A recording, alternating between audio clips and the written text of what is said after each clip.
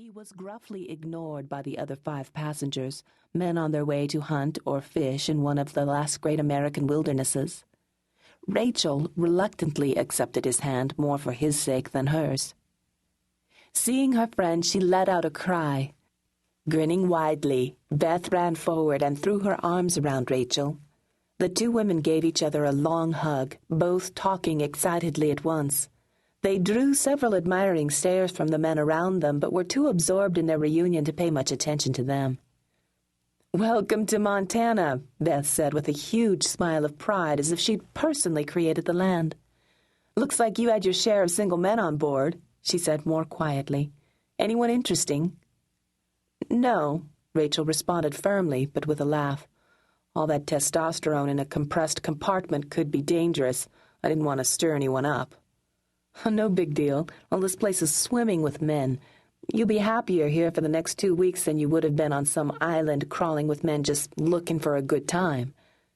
"Yeah, right. Well, you'll have to prove that one to me," Rachel responded as they moved toward the baggage claim area. "I mean it, Rachel," Beth said. "I've even found the perfect man for you." Rachel stared at her. "You're not serious." "I am." "You've got to be kidding. I've only been on the ground 3 minutes, and you're already trying to settle me down in this godforsaken valley of yours?"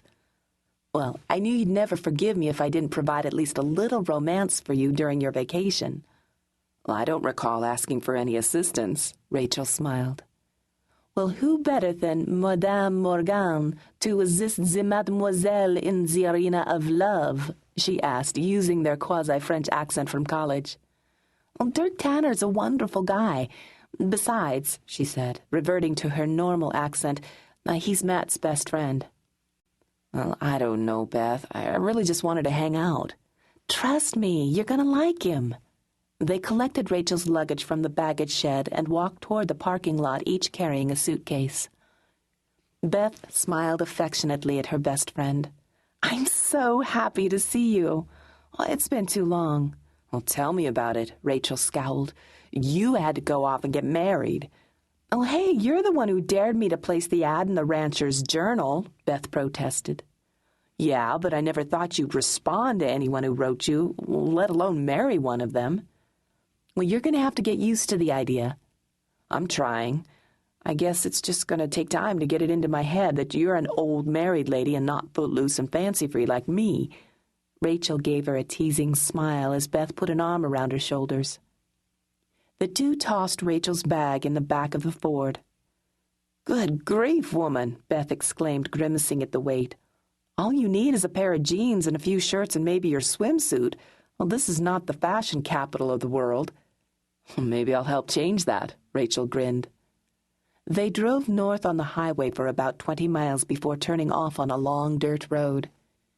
Rachel grudgingly acknowledged that the valley was spectacular, with lush green grasses and underbrush giving way to thick forests and towering mountains. Swift rivers flowed downward to the call of the distant ocean, fed from underground springs and the late spring thaw of glaciers high above. But Rachel soon focused on questioning her friend before they reached the house. "Well, how do you like being an old married woman and a ranch hand? I want the dirt." Beth had to have some gripes that might ease her feelings of loss. Well, it couldn't be as idyllic as she... "Oh, Rachel, I am the happiest I've ever been in my life. Well, to be surrounded by all this," Beth gestured out the windows, "and to have found someone to share the rest of my life with, I couldn't be happier." As Beth talked, Rachel noticed how good her friend looked. Her brown hair was bobbed stylishly and her eyes sparkled when she talked. Her peach skin had a healthy blush to it. "Couldn't be happier, huh? Well, your life is obviously unique, and I'm sure it has its perks, but don't you get desperately lonely for people?" Beth gave her a puzzled look and pointed out the approaching gates. "Home. The double M. You'll see it's pretty tough to get lonely here." They drove through an entrance made of huge logs and a hewn sign that echoed the ranch's cattle brand. Rachel spotted a tractor plowing in the fields. "That's Matt," Beth informed her. "He's hoping to cultivate some rich meadow grass that can supplement the feed." "Cultivate the meadow grass? Supplement the feed?" Rachel